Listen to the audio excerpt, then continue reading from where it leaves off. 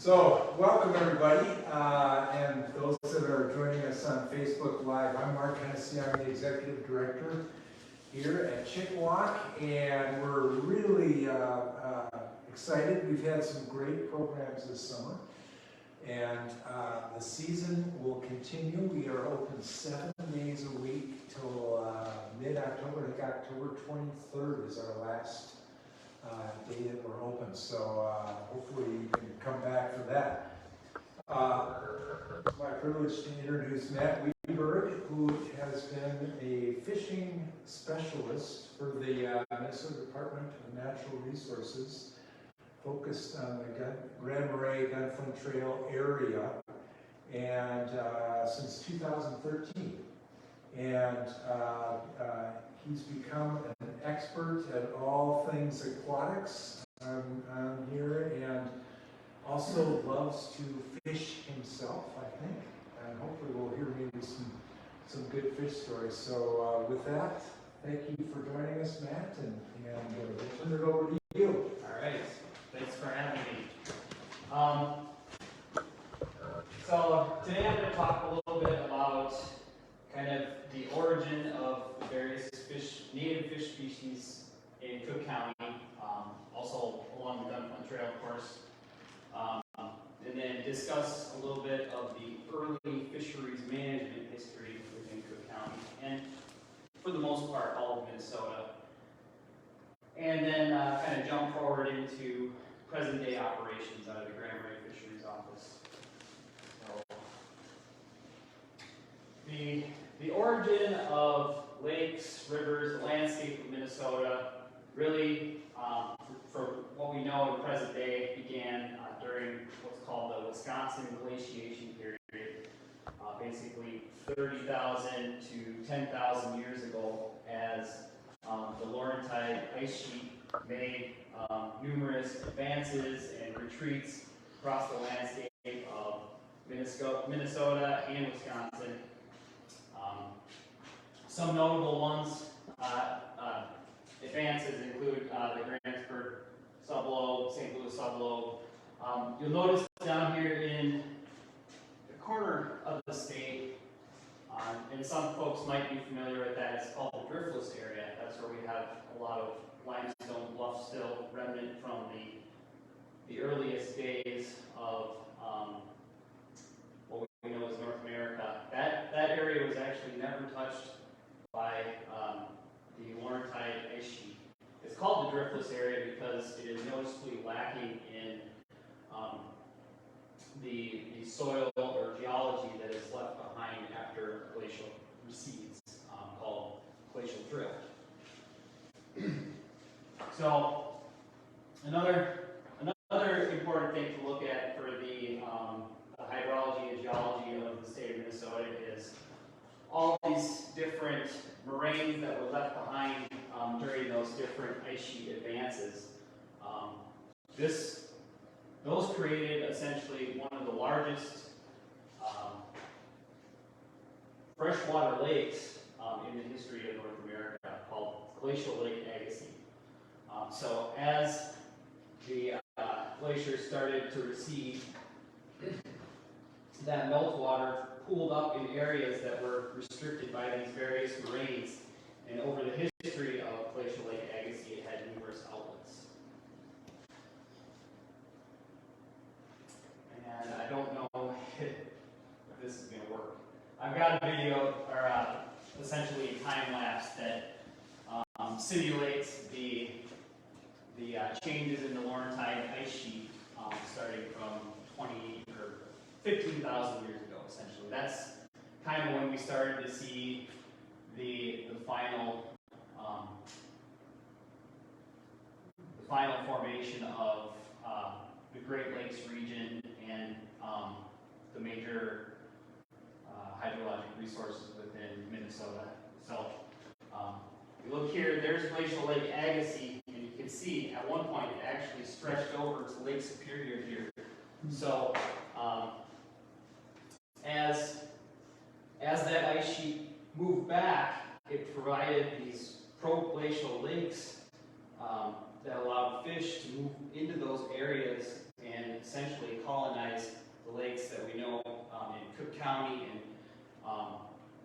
northwestern Ontario. Those were all basically changing in water levels during that period of time. So there was periods in history where waters went up in Glacial Lake Agassiz or in other pro-glacial lakes that were on the leading edge of those glaciers, and fish had access to areas, and then as water levels dropped or glaciers receded further and the land elevation rebounded from that weight of those glaciers, some of those pathways were cut off. As that ice sheet was over kind of the upper Midwest Great Lakes region, any fish that were found in those areas previously basically moved into what folks have termed glacial refugiums, or water bodies that they could survive in essentially while that ice sheet pushed them out.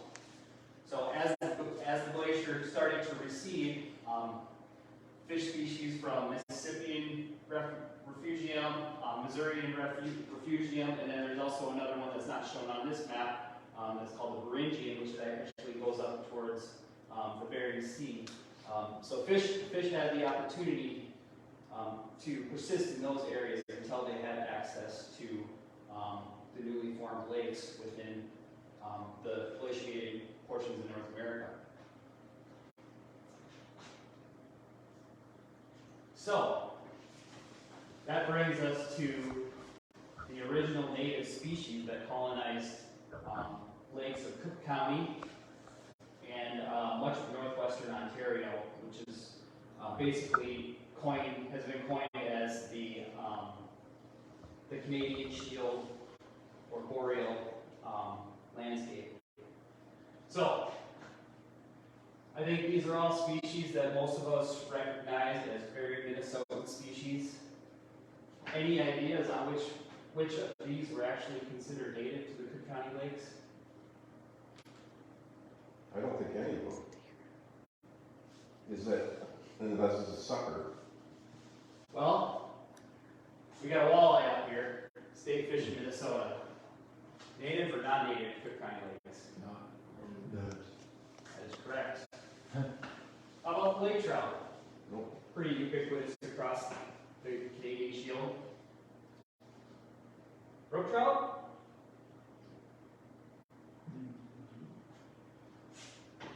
Rainbow trout. What's this guy? It's a burbot. Anybody come across a burbot before? Yeah. They're pretty interesting. All right, well, we got some guesses. How about this one in the middle here? We got a smallmouth bass. We find those everywhere in Cook County right now, right? Base yours. All right, well, so this next slide here is a hypothetical kind of two-layer lake that we might find in Cook County. And this is essentially what the native fish community probably look like in a lot of systems, particularly lakes like Chik-Wauk or Seagull or Gunflint, some of our larger lakes that have not only a warm water layer during the summer months, but also a cold, well-oxygenated hypolimnion below the thermocline that was suitable for cold water species. So indeed, the lake trout is a native species up here. We've also got some lakes that included northern cisco or subspecies of cisco that are considered native.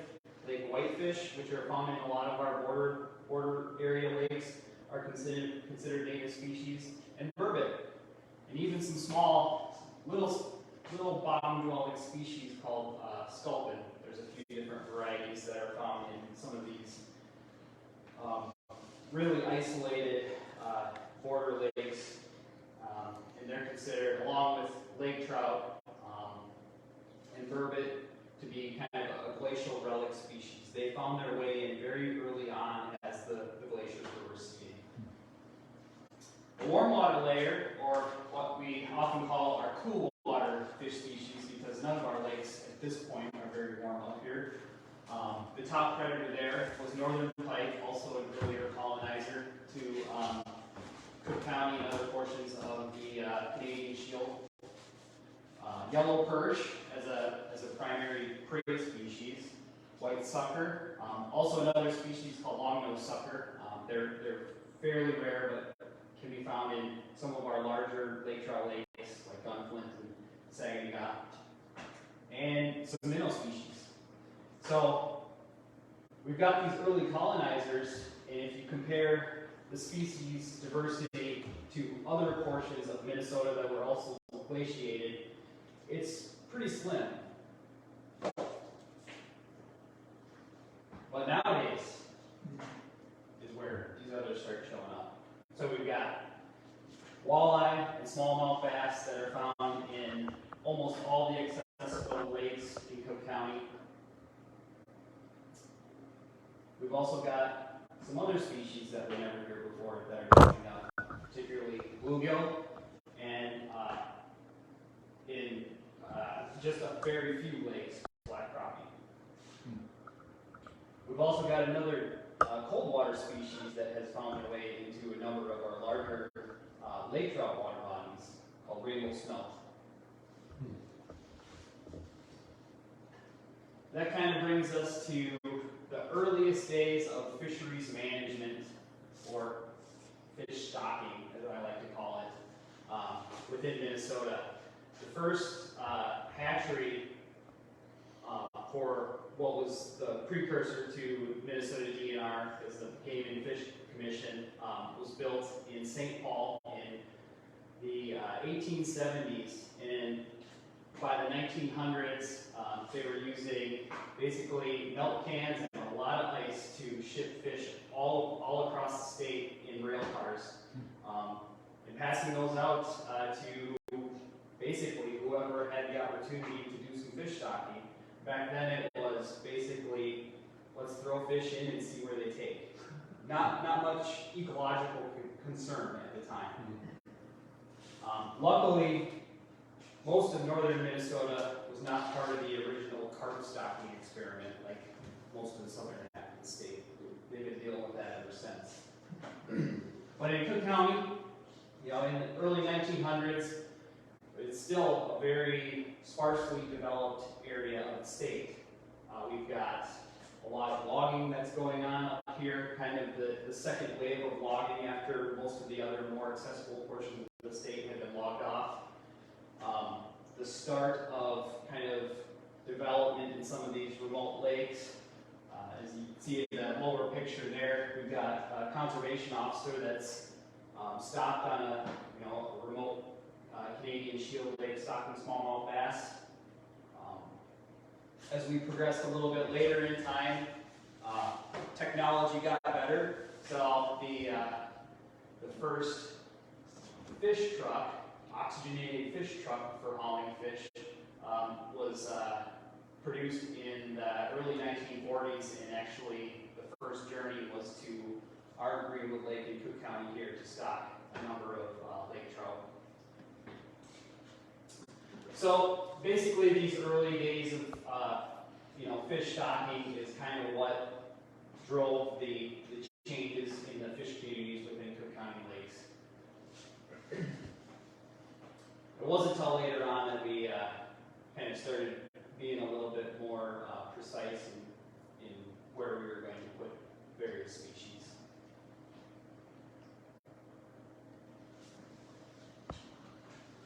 So that kind of brings us to more modern history of fisheries management, and I'm going to kind of discuss the Marais Fisheries Program, what we do, how we use the information we collect, and essentially how we decide what our priority management species are.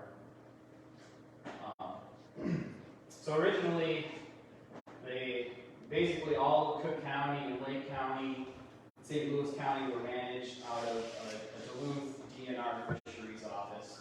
It wasn't until I think the 50s or 60s that the Marais field station was established.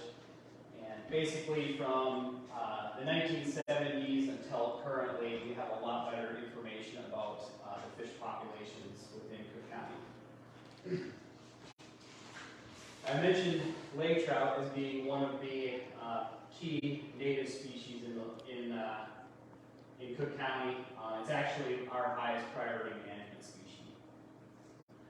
Lake trout are found in at least 57 lakes in our management area, which is basically almost all of Cook County, minus a little sliver over by the Lake County line that's managed by the Finland Fisheries Office.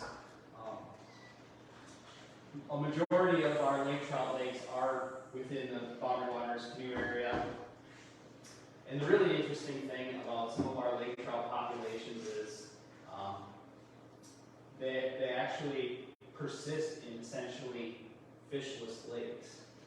So this picture here is of a couple of lake trout we sampled in Partridge Lake, just across from Duncan Lake, just to the west of it. And the only other species of fish that we found in, well, I guess there are two. Minnows and green sunfish are the only other species we found in there. So we consider those native as well. Partridge Lake is a lake that has never been stocked with lake trout. These lake trout have essentially evolved in that system untouched for the past 10,000 years. So, but these fish are really interesting. I mean, you can see the body type on them. They have this big gut on them, but they're only 16 inches long. So when we do these surveys, we try to grab as much information off our sample as possible. And we looked in the stomachs of all the lake trout we sampled, and they were just packed full with tiny zooplankton. So they're a top predator on tiny zooplankton. That's how they persist their entire lives. And it's great as far as abundance. Lakes where lake trout are persisting on invertebrate forage like that tend to have really high densities. A lot of them tend to be are within the Boundary Waters canoe area, so they're not fished super hard. They seem to be really stable, but the max size is usually 3 to 5 pounds.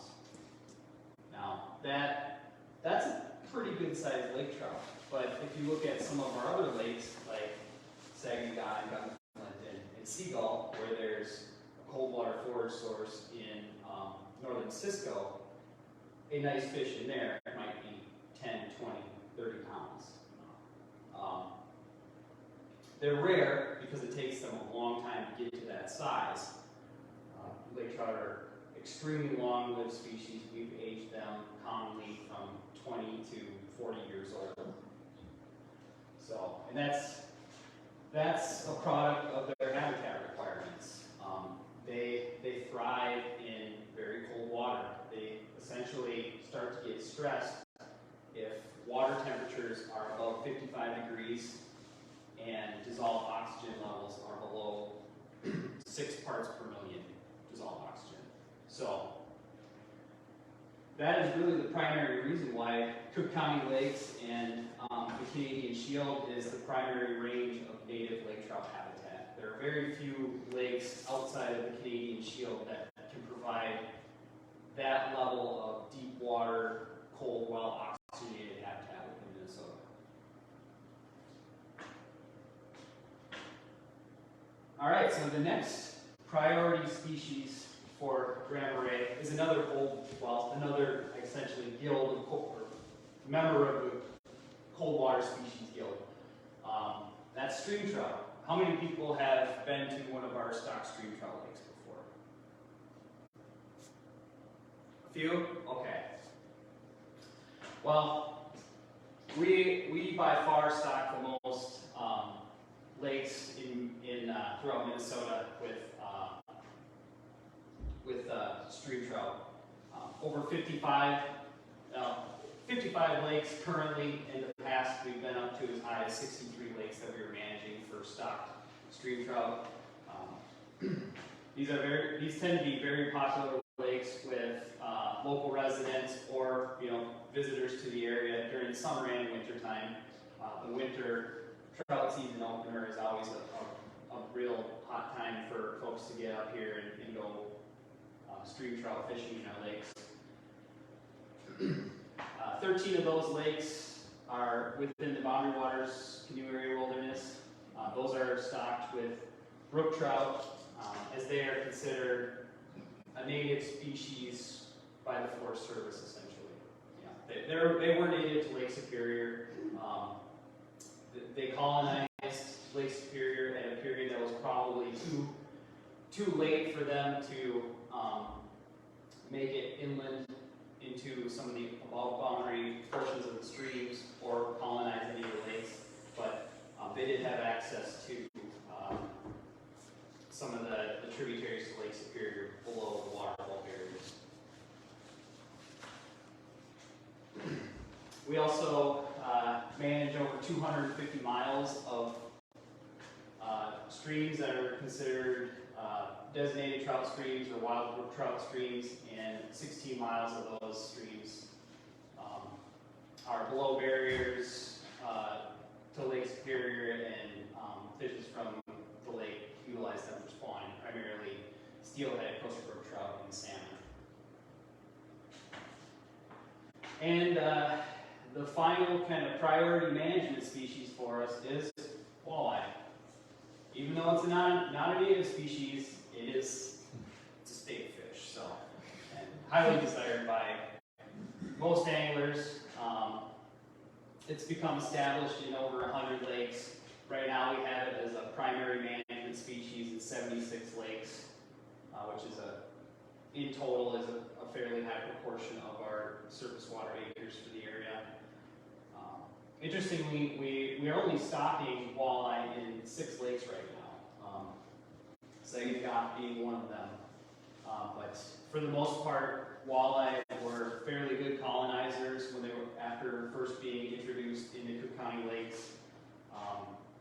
And as the monitoring and kind of fisheries survey program became more refined and standardized, it became pretty clear that some of the heavy stocking that was being done in the 70s and 80s probably wasn't necessary.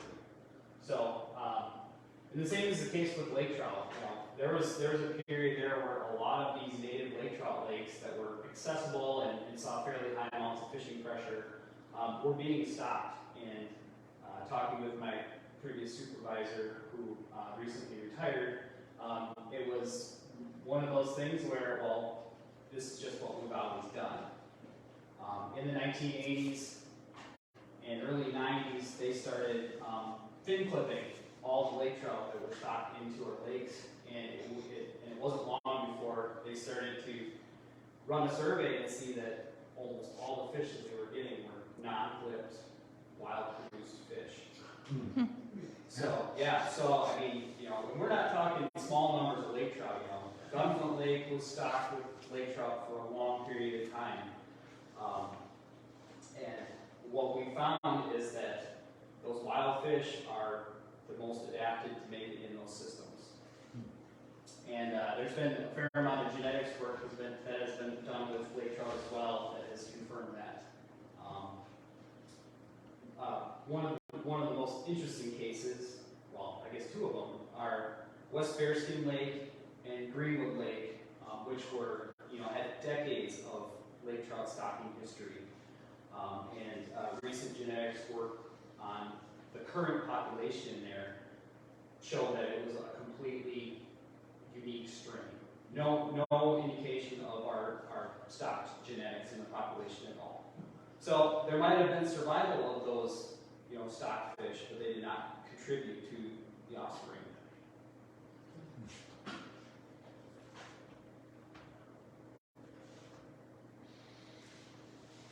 So, we'll talk a little bit about our management, our priority management species, and some folks might have some questions on, how do we actually kind of track these populations or decide whether we need to kind intervene on a population or just keep monitoring it. Our fishery survey program is really the kind of core mechanism we use for monitoring relative abundance of primary species, and also another method called the creel survey that allows us to track harvest within a system.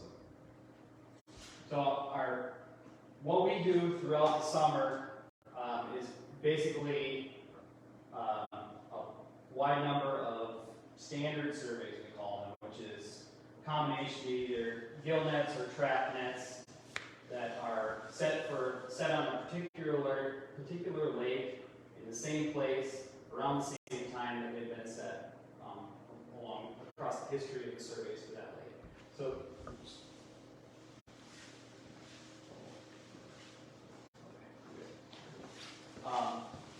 So we have that consistency to basically track how population abundances might be changing, staying the same, increasing for various species that are found within that lake. So that's the core of it. We use those information then to develop what's called a lake management plan, or for streams, a stream management plan. We basically say, okay, here's what's in the lake now.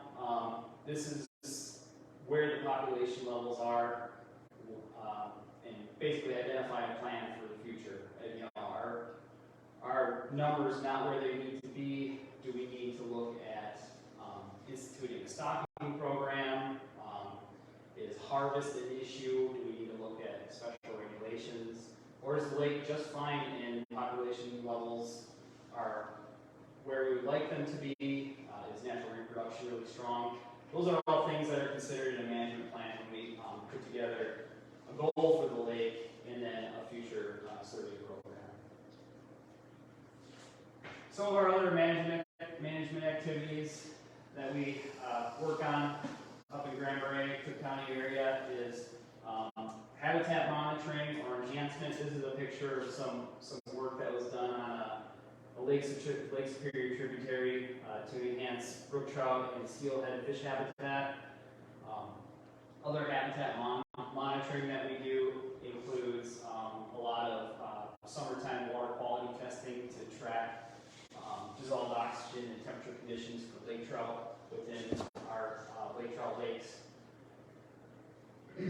And another big thing is stocking. I mentioned we've got the highest number of stocked stream trout lakes for an area within the state, and a lot of the lakes are pretty remote, and we utilize some interesting transportation means to get fish there. This is actually a picture of brook trout being stocked into Meditation Lake, which is just off the Seagull. It's long been a managed stream trout lake, and there's a landowner that's just on the edge of it. He took this picture.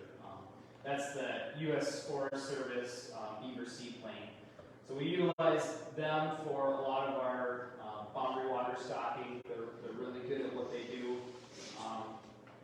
In some lakes that are outside the boundary waters, we even use the DNR's Enforcement Division's helicopter. They got that set up to hold a couple of fish tanks in it, and then in those situations, they can just hover right down to the lake and pull the plug and help the fish go. So if you ever in on a boundary waters trip and you say, oh, there's a trout lake over here, I want to check it out, you should. Because the remoteness of them has the advantage of seeing lower fishing pressure and potential for some really nice brook trout.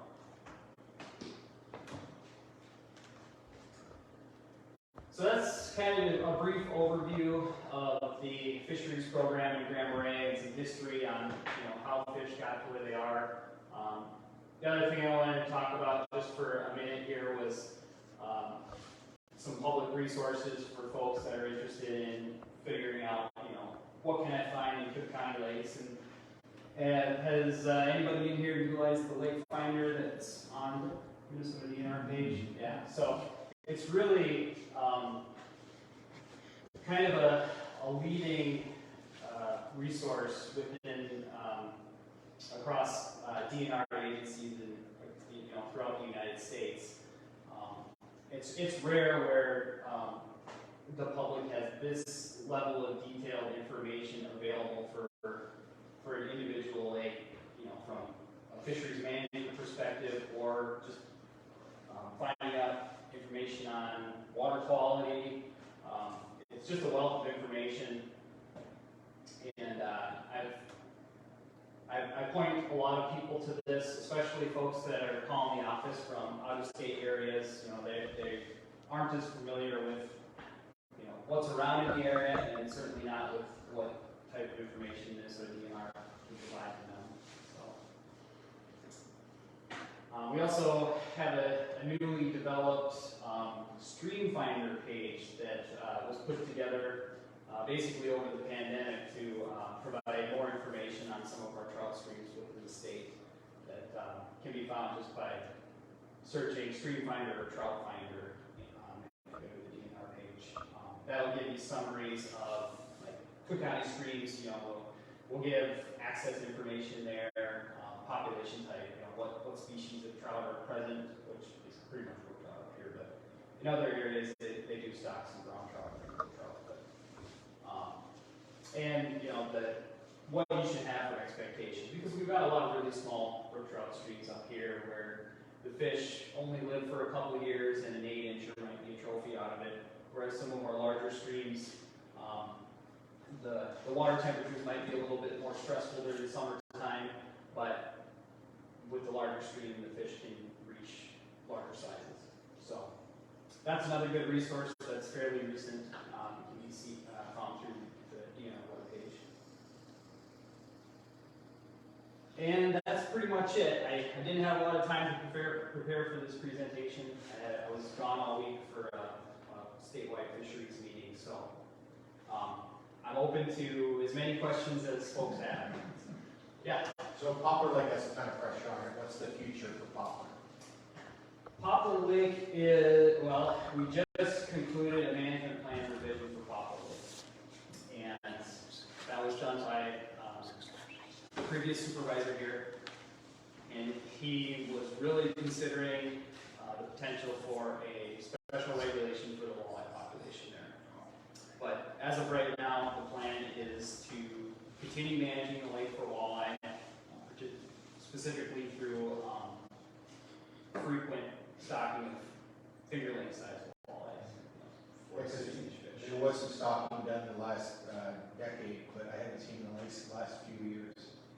Yeah, we stocked it last fall, and I'm trying to remember what cycle it's on. I think it's every other year. Because it was moving down the lake, it was different locations you were stocking it at. Yep. Okay. And the latest one was where? That was at, I think we used Poplar House to, Okay. It was actually snowing that day.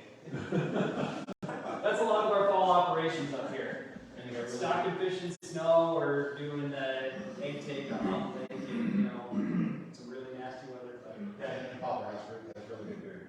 oh yeah, well, we didn't have time for that day, and we were in state vehicles. But And the other question was survival rate on that aerial drop. it's actually fairly high. It's tough to say because we don't have super detailed survey information, coming after the fact. But I've heard estimates of 85%, and there's a science to it. I mean, it's not just getting over the lake and pulling the plug. They're getting down basically as low as they can, trying to be within 100 feet of the surface. And we have the hatchery raise those fish to a very particular size based on some studies that were done in the past that it maximizes their ability to turn and survive that fall. So, yeah, What I think we species? shoot for like 25 fish to the pound. What species do you aerial drop?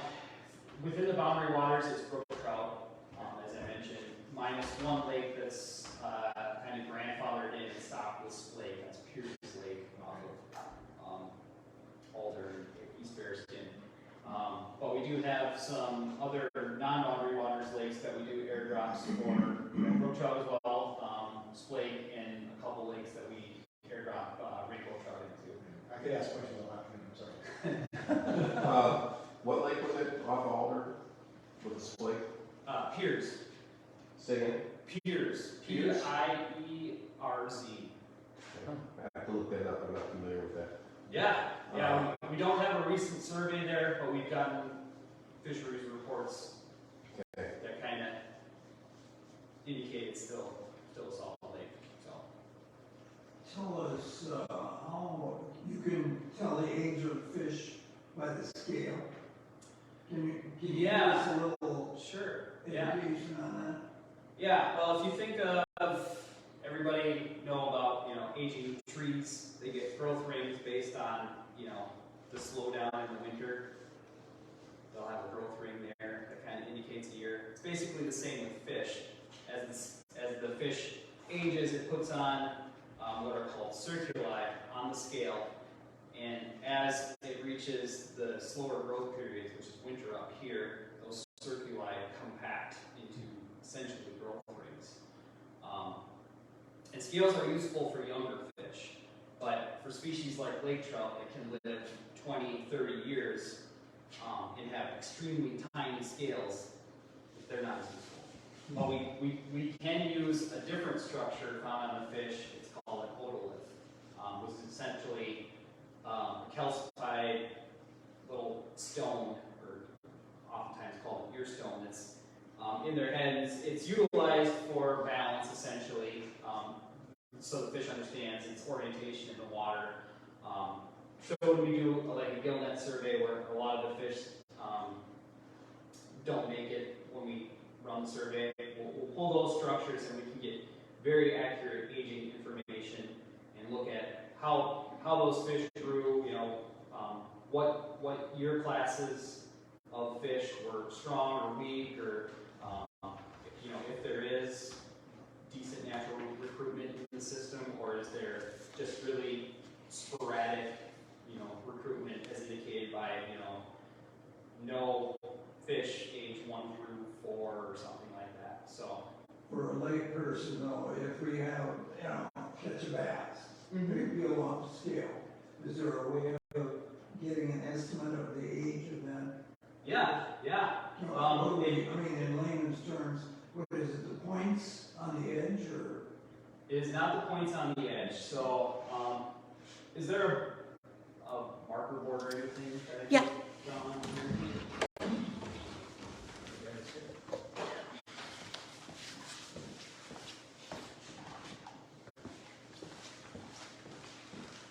And then you mentioned that lake trout usually habitat below 55 degrees. Yep. Yeah, during the summertime. Obviously they're not constricted as much in the winter, unless it's low dissolved oxygen levels deep in the water. But Oxygen level, is there any way to measure that for a layman?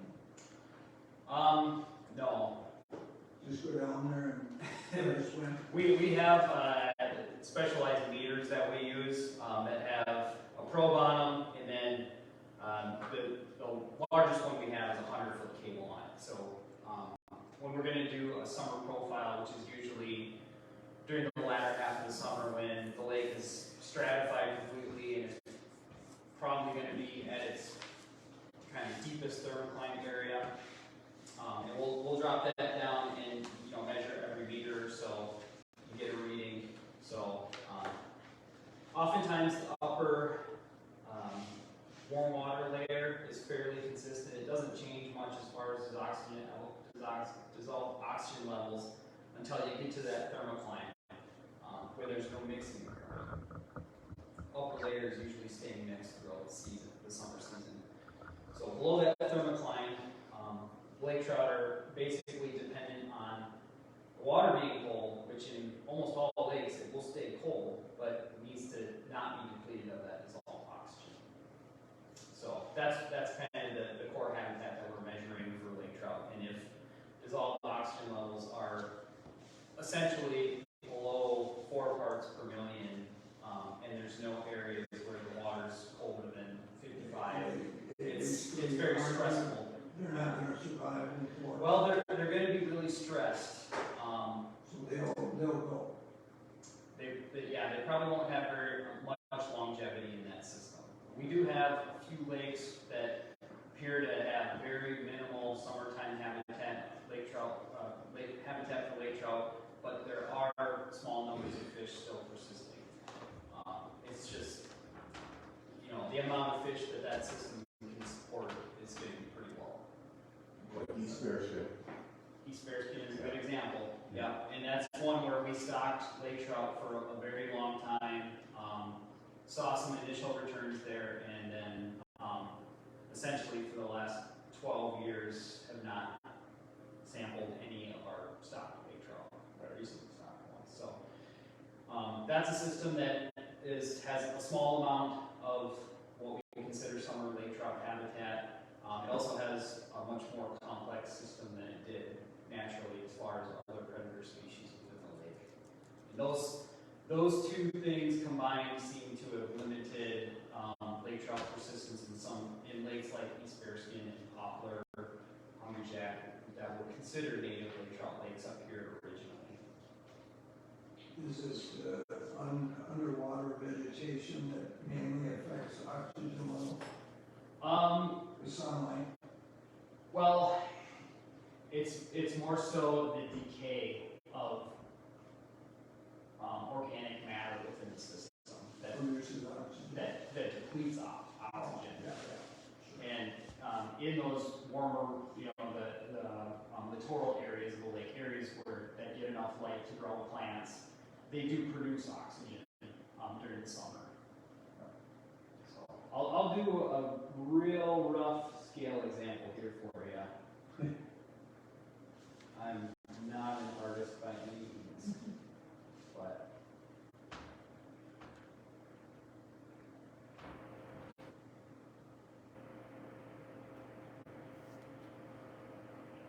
On that lake finder, is it only DNR inputs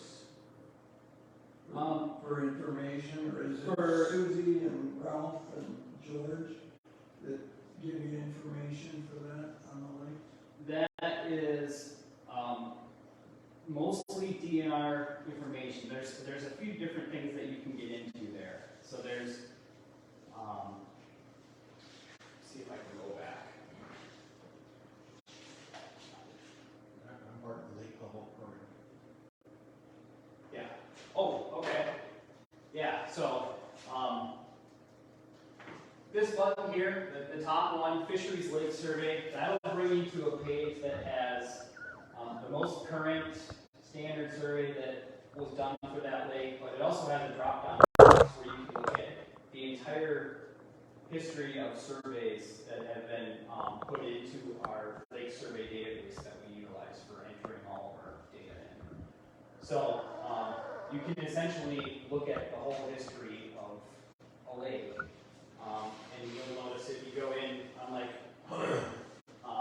Poplar Lake, for example, if you go to the Poplar Lake kind of entry page, you'll have a big long list of fish species that have been sampled there in the past.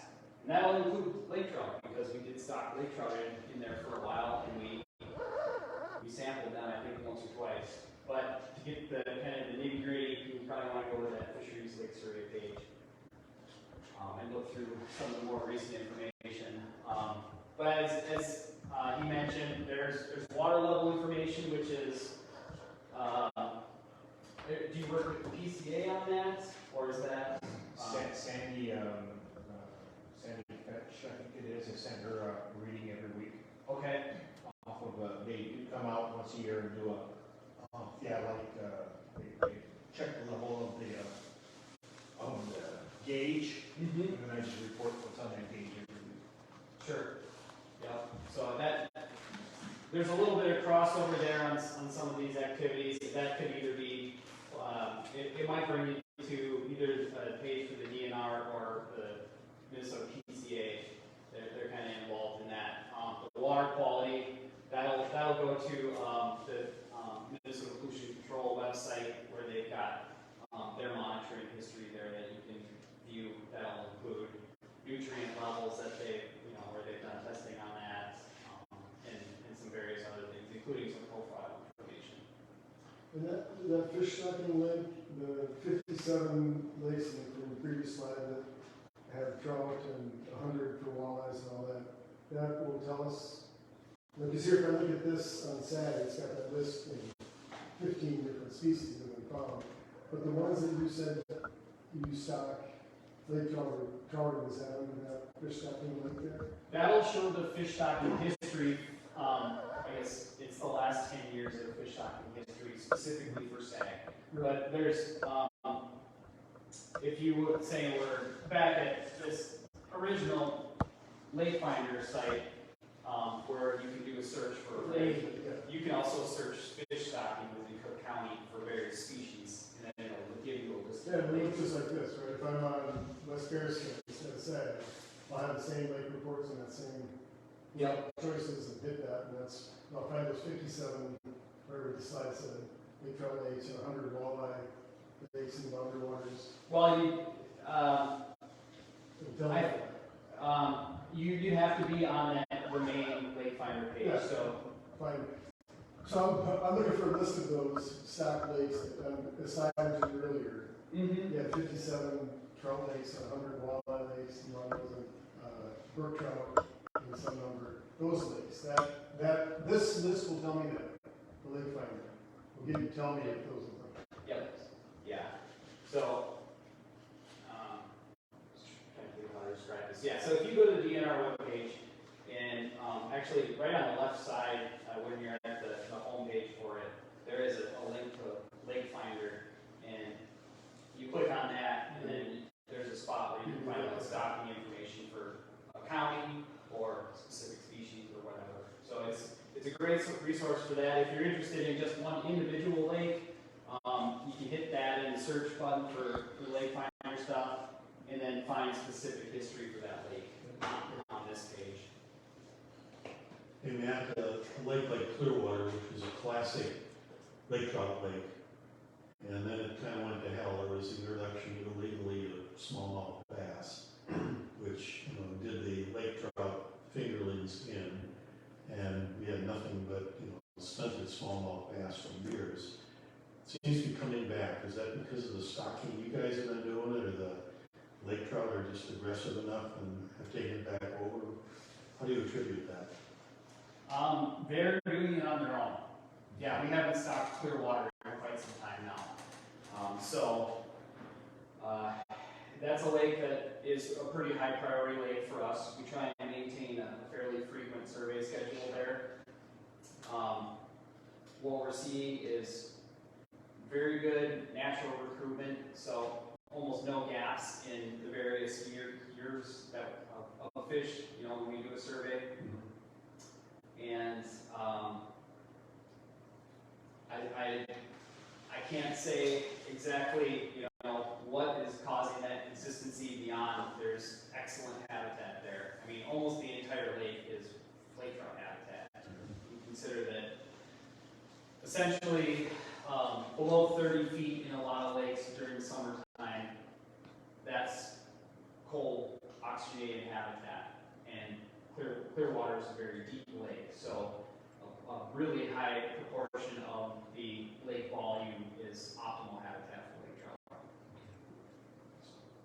Yep.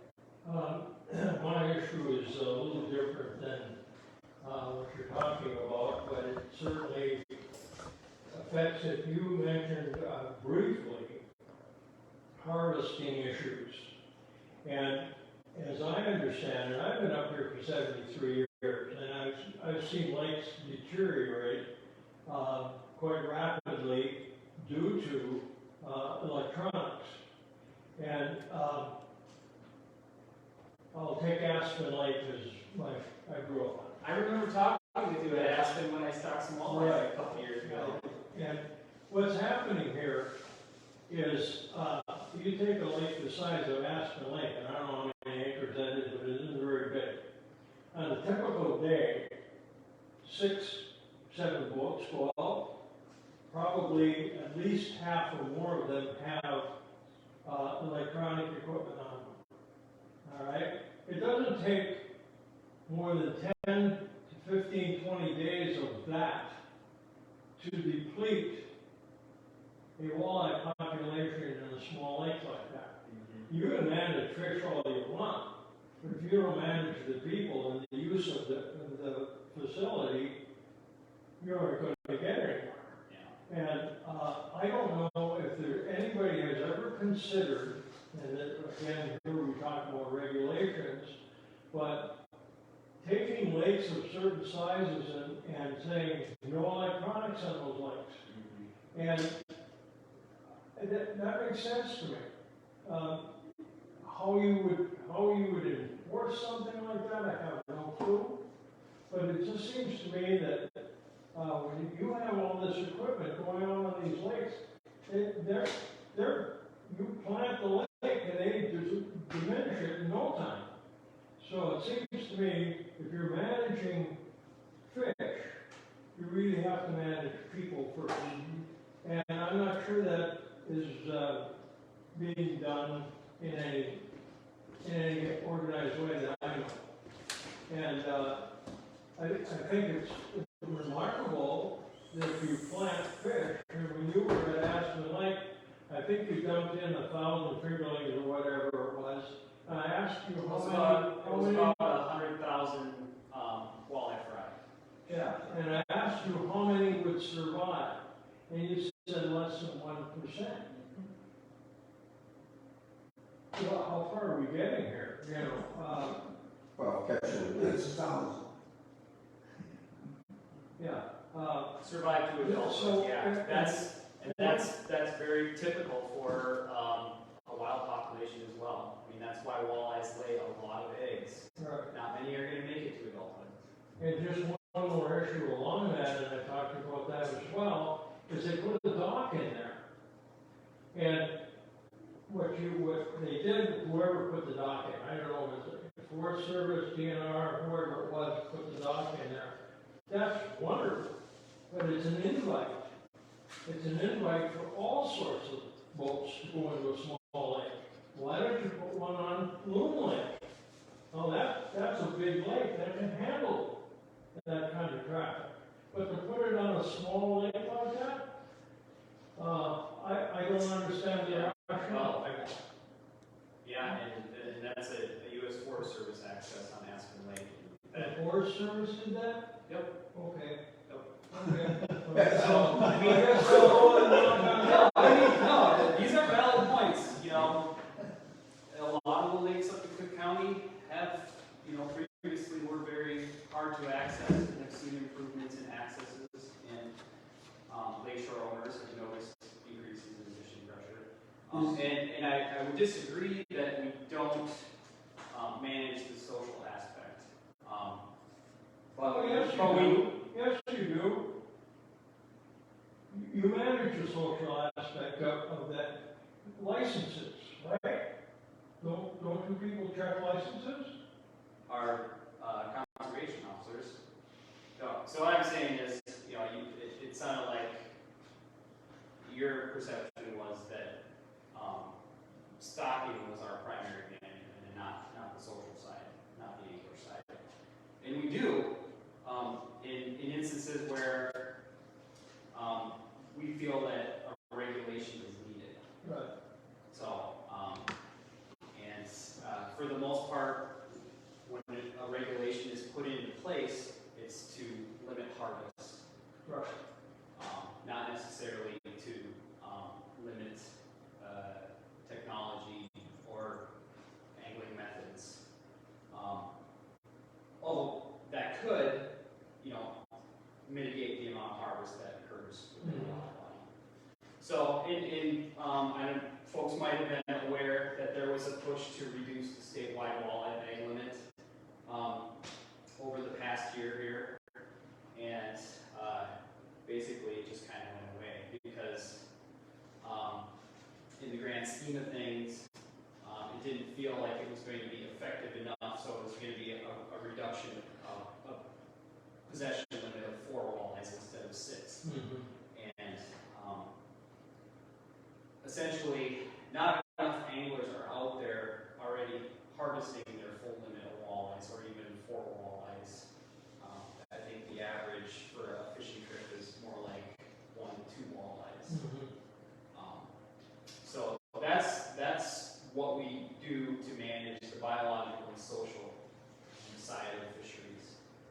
And Aspen Lake is a small lake, and it's much more accessible now.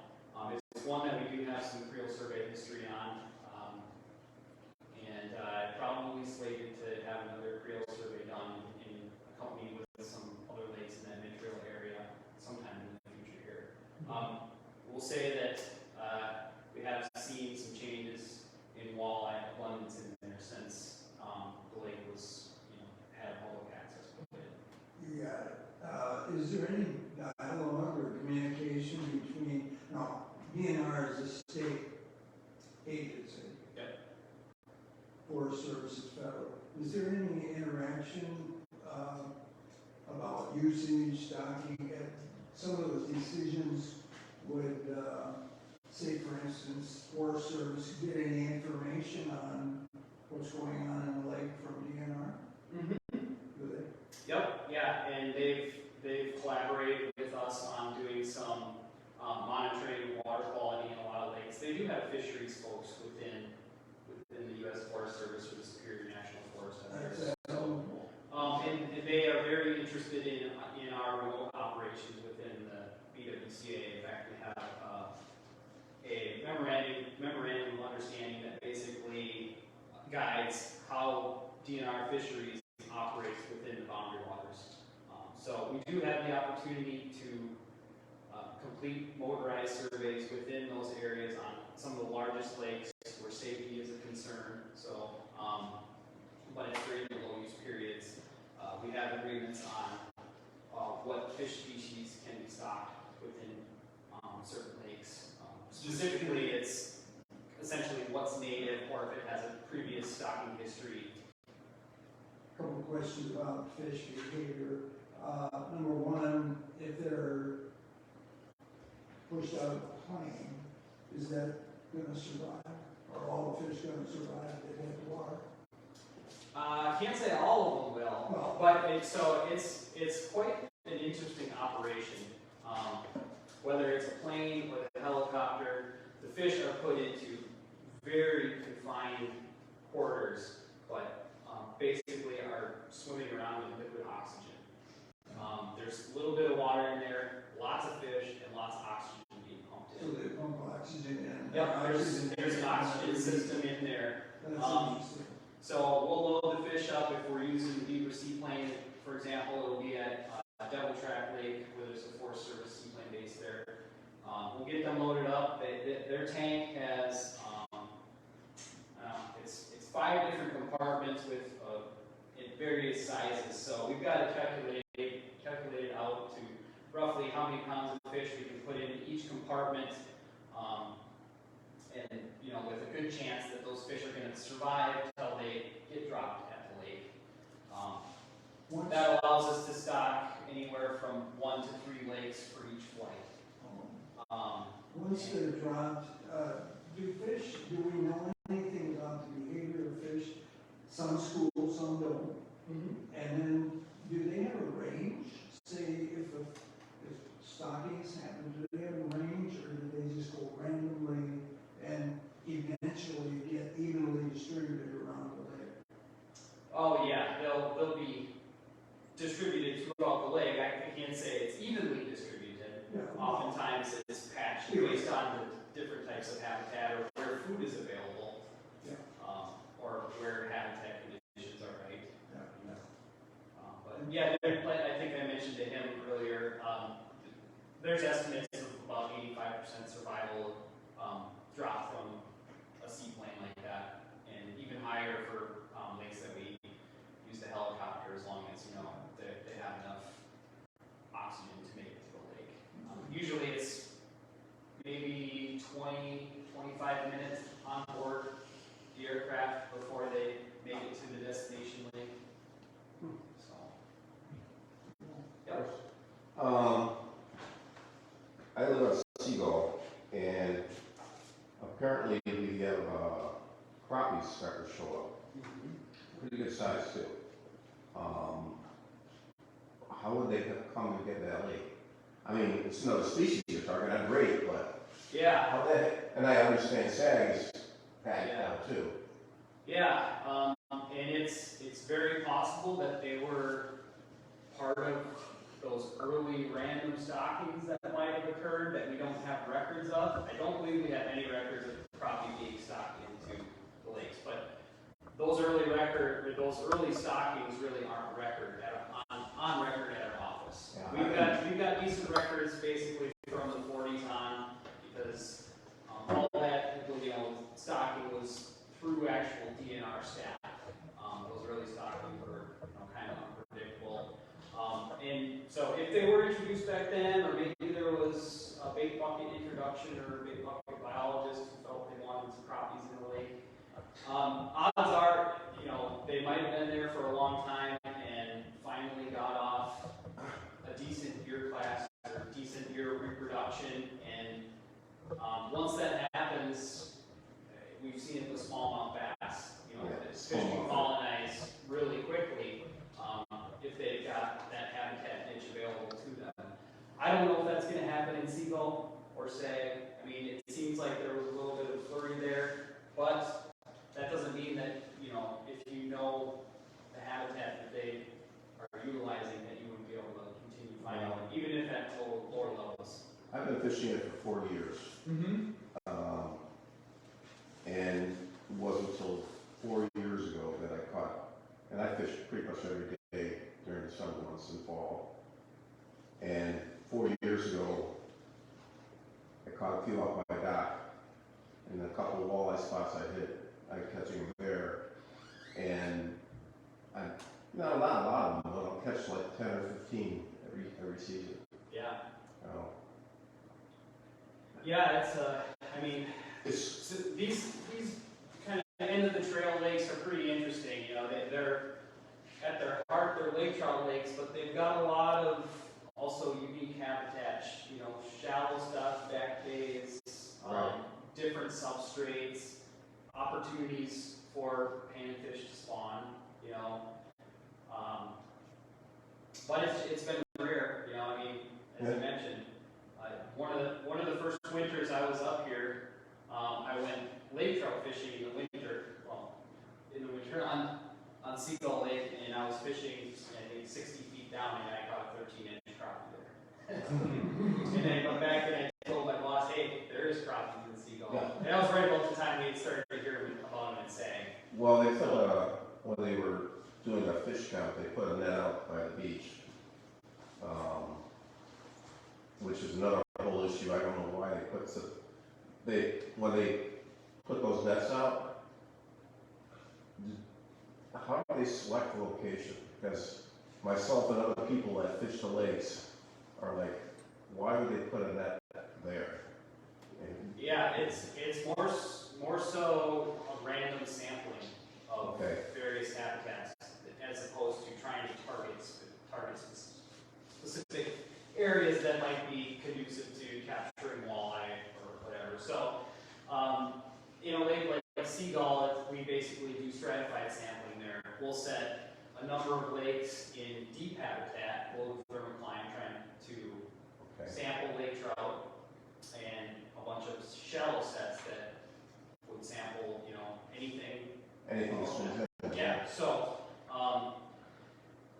I'm not sure what was done in a lot of these lakes to, select the initial survey locations, but for consistency's sake and the ability to track changes in the lake, we've essentially kept those net locations. Right. Okay. So, and using that train of thought, you should be able to kind of monitor when, if you start to see a lot more walleyes throughout the lake, even if there's some sets in bad habitat, not ideal locations, you should be able to be fairly confident that that population increase is real. Just a chuckle we get.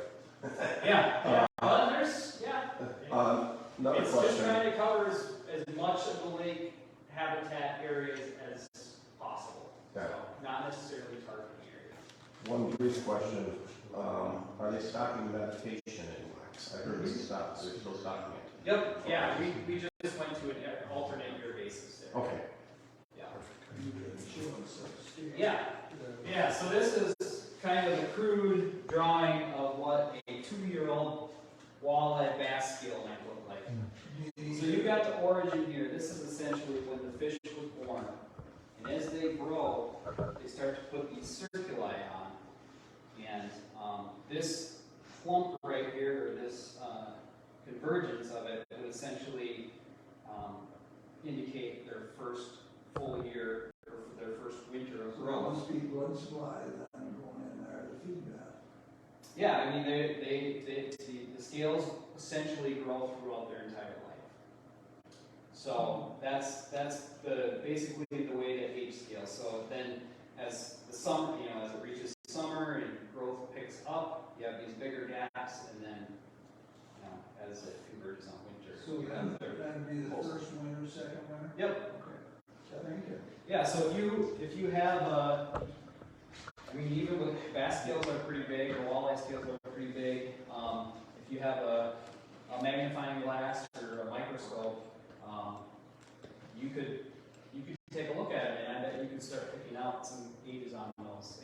It's not quite this simple, but because there is a lot of growth rings that are on there, but where you start to see that, stacking in there, that's pretty indicative of a year of growth. Any last questions? Yep.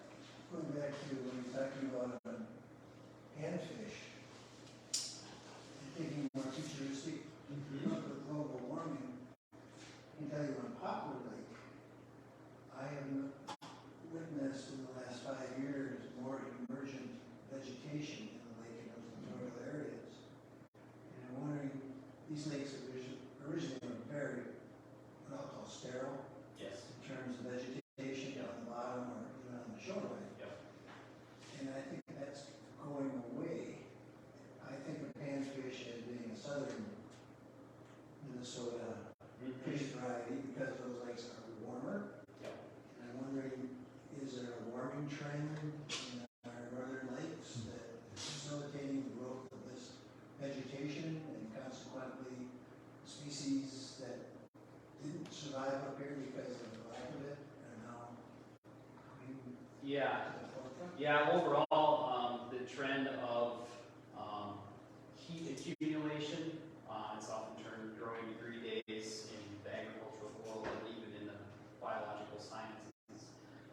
That is increasing across northern Minnesota. It's still quite variable, but I will say that we are starting to pick up more emergences of panfish, specifically bluegill in some of our lakes where they were in there at really low levels for a long time. When you pick up a few in a survey, and now they have become quite abundant. And there's the example of Saginaw Seagull showing up with some black crappies. As we look forward and into a future of climate change, we are expecting conditions to become more conducive for establishment of bluegills, crappies. Conditions would be more positive for them. Most likely continued expansions of smallmouth bass populations, and less productive lake trout lakes as some of the smaller ones start to lose more and more of that optimal summer habitat. How long does it have to get before we have some largemouth? Well, that expansion has already begun in certain areas.